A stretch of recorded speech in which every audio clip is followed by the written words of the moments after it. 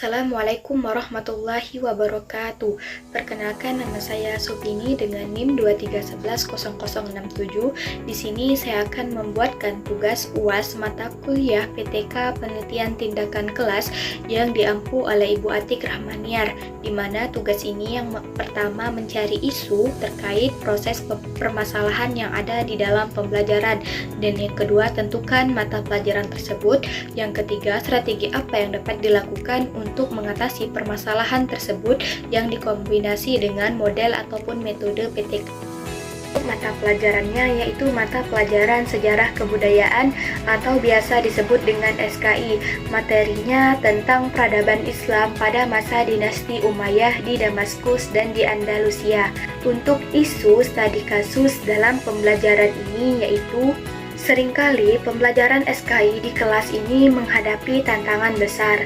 Siswa merasakan bosan dan kurang tertarik yang membuat proses belajar menjadi monoton. Kebosanan dan monoton dalam pembelajaran SKI dapat disebabkan oleh metode pengajaran yang tidak bervariasi, kurangnya interaksi, dan kurangnya motivasi siswa. Metode pengajaran yang tidak bervariasi di mana guru hanya menjelaskan dengan metode ceramah, sehingga di dalam SKI ini seperti kita ketahui adalah sejarah yang memerlukan sedikitnya metode-metode yang bervariasi untuk mengatasi kebosanan siswa. Kalau hanya menggunakan metode ceramah, yaitu metode yang mengarahkan satu arah, hanya guru yang menjelaskan, maka siswa akan mengalami kebosanan dan monoton di dalam pembelajaran tersebut, sehingga tidak adanya interaksi antara guru dan juga siswa di dalam kelas itu, sehingga hal ini dapat mengakibatkan rendahnya minat siswa untuk belajar dan berpartisipasi dalam kegiatan pembelajaran. Selanjutnya, strategi pembelajaran.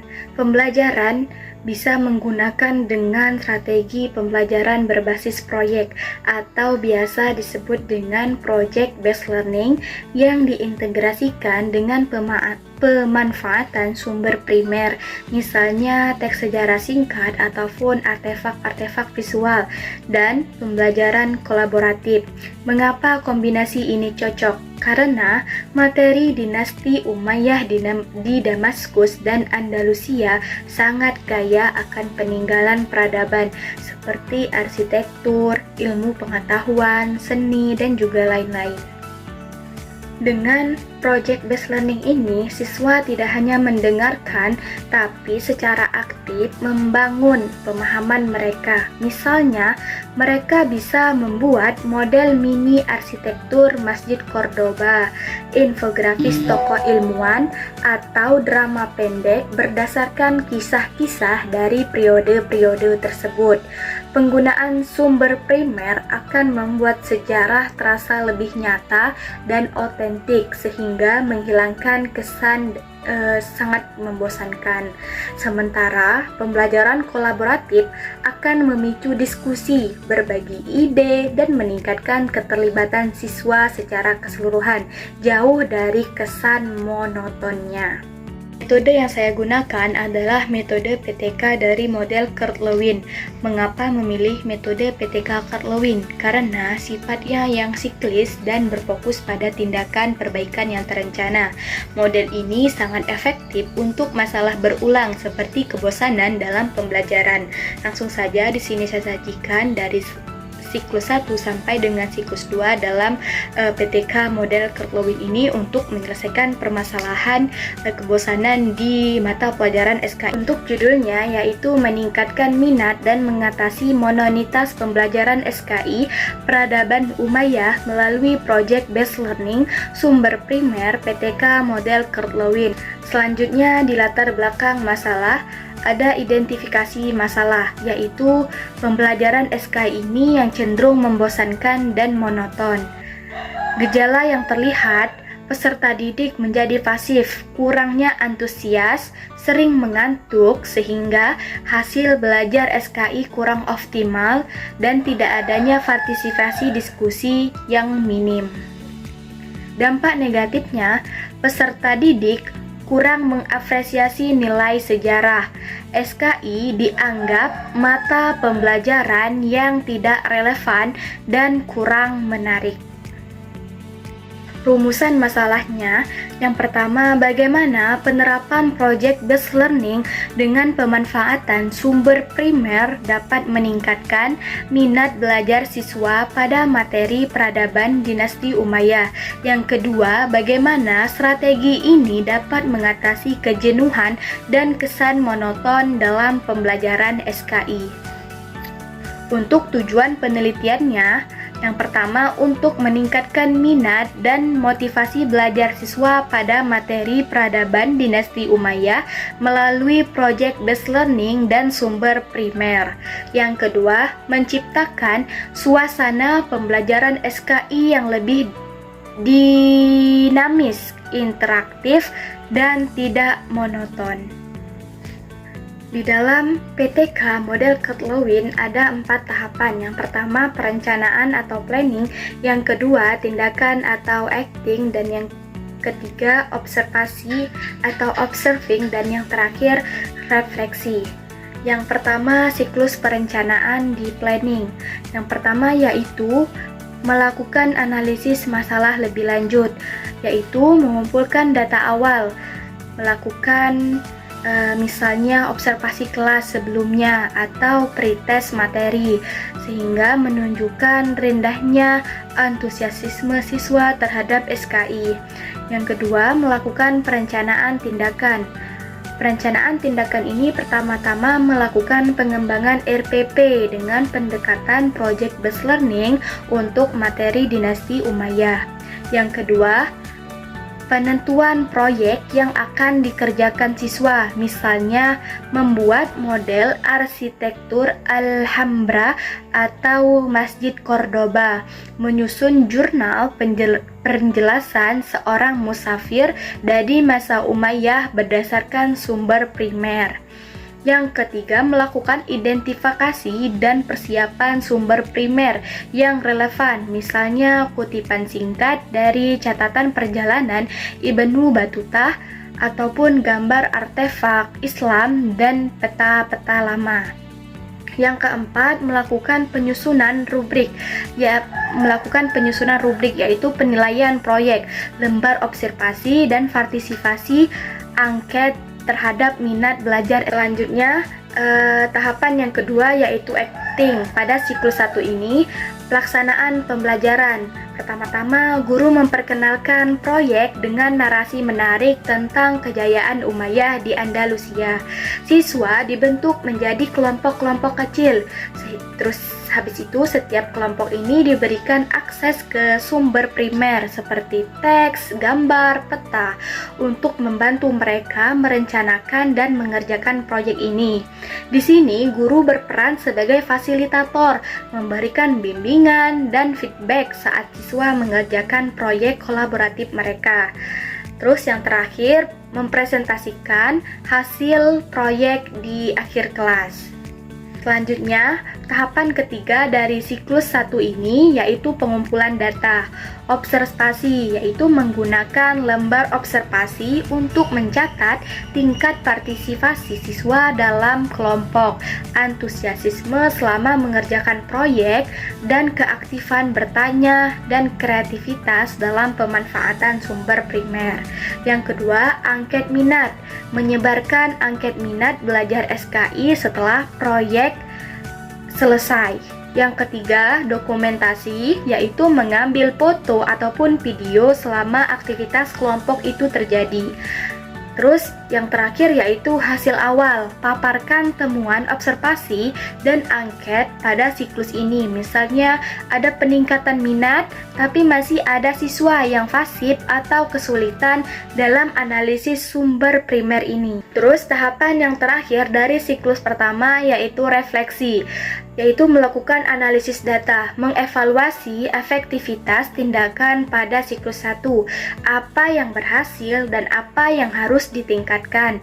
Yang kedua, melakukan identifikasi kelemahan. Yang pertama, mungkin durasi pengerjaan proyek itu terlalu singkat atau terlalu panjang. Yang kedua, beberapa sumber primer selalu kompleks untuk dipahami langsung. Maksudnya di sini yaitu sumber primer seperti pembuatan replika kecil kayak peta-peta itu mungkin terlalu kompleks untuk dipahami, terlalu susah untuk dipahami mereka secara langsung. Harus dibantu dengan guru mata pelajaran. Yang ketiga, perlu strategi lebih untuk mendorong partisipasi semua anggota kelompok. Terus dari refleksi ini yang ketiga yaitu rencana tindakan untuk siklus kedua. Fokus pada perbaikan yang teridentifikasi seperti penyederhanaan sumber primer, alokasi waktu yang lebih fleksibel, atau strategi peer tutoring dalam kelompok. Baiklah, itulah tahapan siklus 1 dari perencanaan, tindakan, observasi, dan juga refleksi. Siklus 2 ini perencanaan, yaitu planning perbaikan dari siklus 1. Yang pertama-tama melakukan revisi RVV, yaitu menyesuaikan durasi proyek, menambahkan sesi pendampingan khusus dalam analisis sumber primer. Yang sudah saya jelaskan tadi bahwasanya di dalam sumber primer itu mungkin terlalu kompleks untuk dipahami siswa, sehingga membutuhkan pendampingan untuk penyederhanaan dalam pemahaman. Yang kedua, pengembangan media sumber, menyediakan glosarium untuk sumber primer atau memvisualisasikan data dari sumber primer menjadi infografis yang sederhana. Yang ketiga, strategi interaksi, merancang peran yang lebih spesifik untuk setiap anggota kelompok atau sesi brainstorming kelompok yang dipandu oleh guru. Yang keempat, target, yaitu peningkatan partisipasi yang merata dan pemahaman mendalam tentang materi tersebut. Selanjutnya, siklus 2, tindakan acting, implementasi perbaikan dari siklus yang pertama. Pelaksanaan pembelajaran, mengimplementasikan RPP yang telah direvisi dengan perbaikan yang direncanakan. Yang kedua, guru memberikan instruksi yang lebih jelas terkait analisis sumber primer. Yang ketiga, menerapkan strategi pembelajaran pembagian peran dalam kelompok untuk memastikan semua siswa berkontribusi.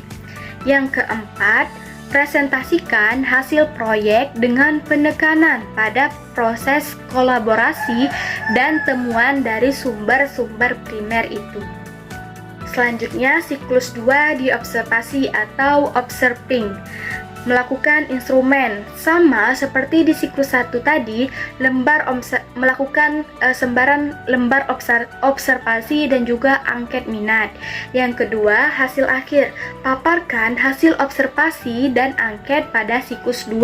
Diharapkan adanya terjadi peningkatan signifikan pada minat dan partisipasi siswa serta hasil proyek yang lebih berkualitas dibandingkan dengan siklus 1 yang sudah diselesaikan.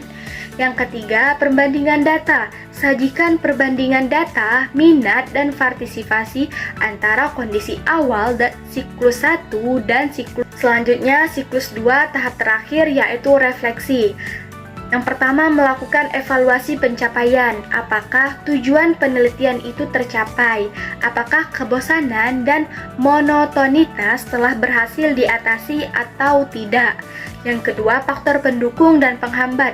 Analisis faktor-faktor yang mempengaruhi keberhasilan tindakan pada siklus ini. Yang ketiga, kesimpulan dari siklus 2. Menarik kesimpulan akhir tentang efektivitas strategi yang diterapkan dalam meningkatkan minat dan mengatasi kejenuhan belajar SKI. Dari siklus 1 dan juga siklus 2 kita tarik kesimpulannya bahwasannya apakah efektivitas strategi ini diterapkan dapat meningkatkan minat dan mengatasi kejenuhan belajar SKI. Baiklah, itulah tadi yang sudah saya jelaskan. Yang pertama ada isu studi kasus dalam pembelajaran, materi apa yang saya ambil, mata pelajaran apa yang saya ambil, strategi apa yang saya gunakan dalam menyelesaikan permasalahan, dan metode apa yang saya gunakan di dalam PTK-nya. Kesimpulannya, project based learning yang diintegrasikan dengan sumber primer berhasil meningkatkan minat belajar dan mengatasi kebosanan dalam pembelajaran SKI materi peradaban dinasti Umayyah. PTK model Kurt Lewin ini efektif dalam mencapai perbaikan berkelanjutan di dalam proses pembelajaran. Itulah yang dapat saya sampaikan. Jika ada kata yang salah dalam penyampaian, saya mohon maaf. Kepada Allah saya mohon ampun. Saya akhiri, wabillahi taufiq wa hidayah. Wassalamualaikum warahmatullahi wabarakatuh.